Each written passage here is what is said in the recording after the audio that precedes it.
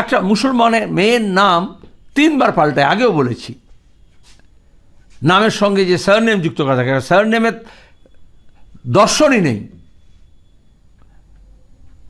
যারা আরবি ফার্সিতে নাম এখনও করেন মুসলমান সম্প্রদায়ের বেশিরভাগ মানুষ, তো আগে আরবিকেতে আগে এরকম লাগিয়ে দেওয়া হতো অমুকের ছেলে অমুকের মেয়ে, সেটা সারনেমের দরকার হতো না।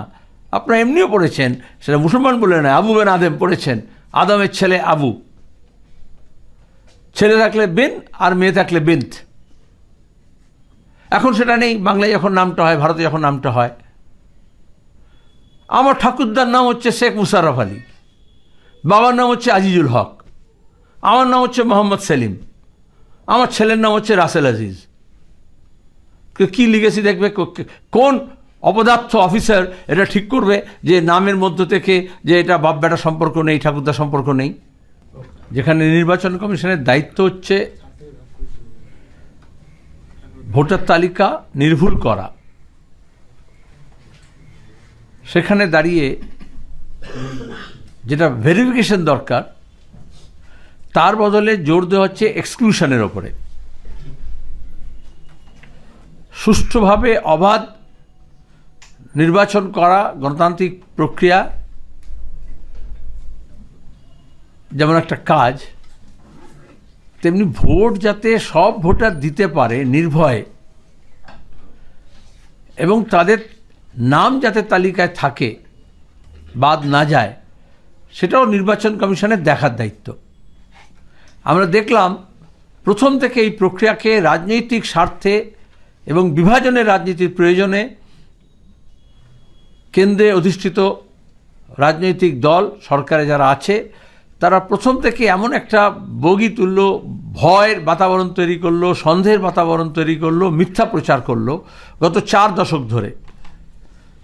যখন খসড়া তালিকা বেরোলো তখন যে রাজনৈতিক বিভাজনের যে প্রক্রিয়া ছিল সে যখন ব্যর্থ হলো, বরঞ্চ যাদেরকে তারা আশ্বাস দিয়েছিলেন তাদের মধ্যেই আরও বেশি সন্দেহ জাগলো। ওদের এই মিথ্যা প্রচার এবং মিথ্যা স্তোক বাক্যে যখন আর মানুষ বিশ্বাস করছেন না,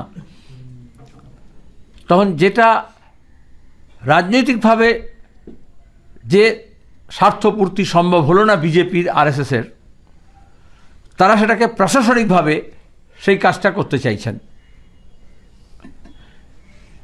প্রথম দফায় শুনানি, ম্যাপিং কোশ্চেন, তারপরে লজিক্যাল প্রশ্ন নিয়ে এবং ওই পারিবারিক সূত্র ধরে যে নোটিশগুলো দেওয়া হচ্ছে অ্যাবনর্মালি হাই, এবং সেটা কোন ক্রাইটেরিয়া অনুযায়ী?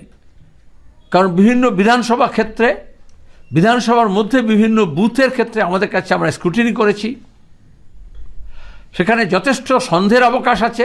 নির্বাচন কমিশন যে কাজ করছেন, সিও এইও যে কাজ করছেন, এবং তার সঙ্গে সঙ্গে দাঁড়িয়ে একটা বড় অংশের মানুষকে, টার্গেটেড অংশকে হয়রানিতে ঠেলে দেওয়া হচ্ছে।